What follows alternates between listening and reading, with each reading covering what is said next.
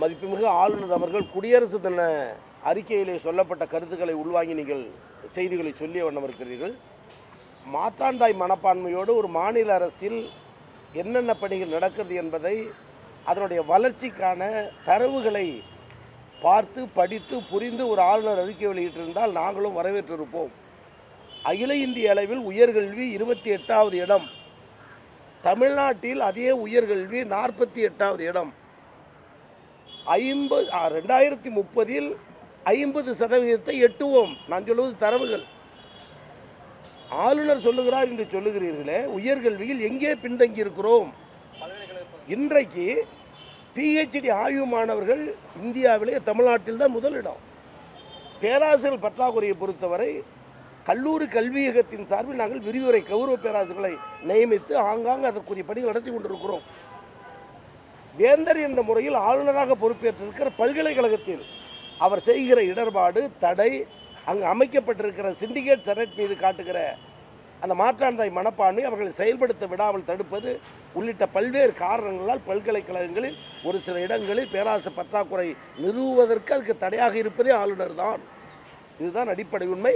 அதை களைவதற்கான முயற்சியை தான் நாங்கள் சட்ட போராட்டத்தில் மேற்கொண்டு அவர் தலையிடுவதில் தலையிட வேண்டும், தலையிடக்கூடாதில் தலையிடக்கூடாது என்று சொல்லுவதற்கு தான் நாங்கள் சட்ட போராட்டத்தை நடத்தி கொண்டிருக்கிறோம். மரியாதைக்குரிய சகோதர சொல்லை, போதைப் பொருள் என்பதெல்லாம் எந்த அளவிற்கு இரும்பு கரங்கொண்டு அடக்குகிற முதலமைச்சர் என்பது நன்றாக தெரியும். அதனால்தான் கடந்த காலங்களில் தவறு செய்பவர்களை ஊக்குவித்தார்கள். நாங்கள் தவறு என பத்திரிகை செய்தியோ அல்லது உளவுத்துறை செய்தியோ காதுக்கு கிடைத்தால் கூட அதை தடுத்து நிறுத்த வேண்டிய முதலமைச்சராக இருக்கிறார். எனவே போதைப் பொருள் ஒழிப்பிலும் தமிழகம் முதலிடத்தில் வருவதற்கான முழு முயற்சியை முதலமைச்சர் மேற்கொண்டு வருகிறார்.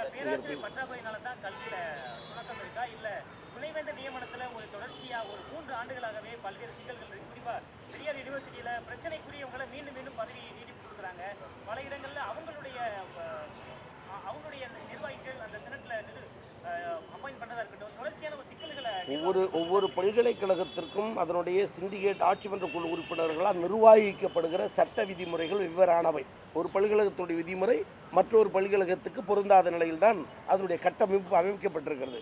இந்த நிலையில் பெரும்பான்மை மிகுந்த ஆட்சிமன்ற குழு உறுப்பினர்களை ஆளுநர் தன்வசப்படுத்தி மிரட்டி மேலும் மேலும் உங்களுக்கு நல்ல நிலைக்கு செல்ல வேண்டுமையால் இவைகளை செய்ய வேண்டும், இவைகளை செய்யக்கூடாது என்று ஒருதலை பட்சமான முறையில் அவர் நடந்து கொள்ளுகிற காரணத்தால் சில இடர்பாடுகளும் தடைகளும் ஏற்படுகிறதே தவிர, தமிழ்நாடு முதலமைச்சர் உயர்கல்வியின் மூலம் அந்த குறைகளை எல்லாம் போக்கி நிர்வாகத்தில் என்னென்ன முயற்சிகள் எடுத்து முன்னேற்ற பாதையில் எடுத்துச் செல்ல முடியுமோ அனைத்தும் செல்கிறார்.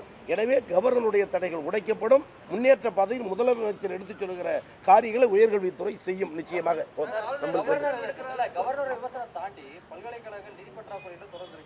சென்னை பல்கலைக்கழகத்தில் பார்த்தீங்கன்னா அவங்களோட ஓய்வூதியாளர் பணத்தை எடுத்து தான் போன சென்ற ஆண்டு செலவு பண்ண வேண்டிய நிலைமை ஏற்பட்டது.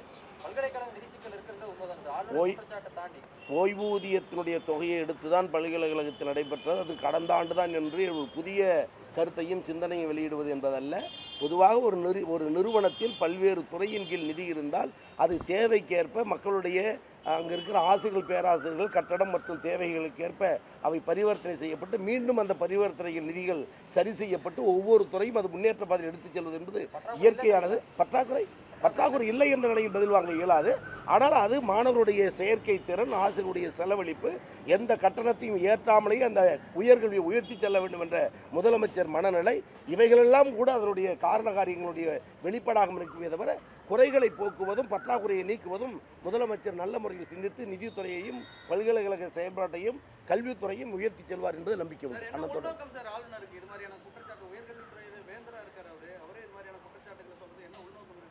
திராவிட மாடல் முன்னேற்ற பாதை என்பது திராவிட மாடல் அல்லாதவருக்கு புரியாத நிலைதான் காரணம். தமிழ் வாழ்க என்று நாங்கள் சொன்னால் அதற்கு மாறுபட்ட குரல் எடுப்பவரை என்ன செய்ய முடியும்? செம்மொழி என்ற வார்த்தையை பயன்படுத்தாத ஒரு ஆளுநர் தமிழகத்தின் முதலமைச்சராக இருக்கிற பொழுது எப்படி தமிழும் தமிழர் பண்பாடும் தமிழர் கலாச்சாரத்தையும் அவர் ஏற்றுக்கொண்டார் என முடியும்? எனவே இது மாற்றாந்தாய் மனப்பான்மையோடு இருக்கக்கூடிய ஒரு உள்நோக்கம் தானே தவிர மற்றபடி எதுவும் கிடையாது.